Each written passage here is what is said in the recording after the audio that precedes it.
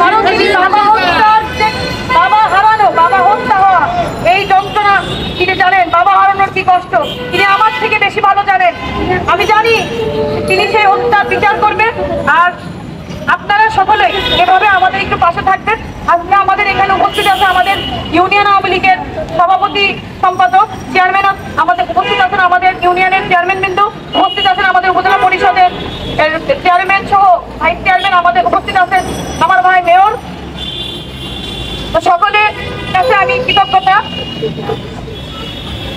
উপজেলা চেয়ারম্যান কাছে আছে উপস্থিত এখানে। আমি আবারও আপনাদের কাছে একটি কথাই বলবো, আপনারা আমার পাশে থাকবেন।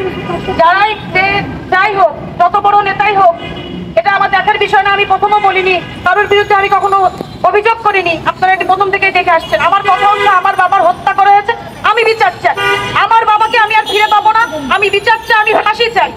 আমার মাননীয় প্রধানমন্ত্রীর প্রতি আস্থা আছে, তিনি আমার অভিভাবক, তিনি নিশ্চয়ই বিচার করবেন। আপনারা আমার পাশে থাকবেন, সকলে আমার বাবার জন্য দোয়া করবেন।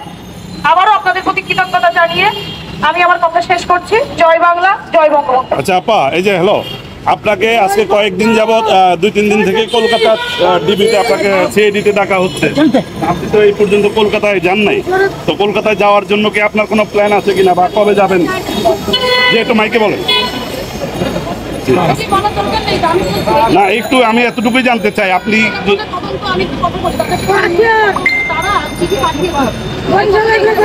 মানে এটা আপনাকে তো ডিএনএ দেওয়ার জন্য ওখানে কলকাতা সিআইডিতে আপনাকে ডাকে পাঠান।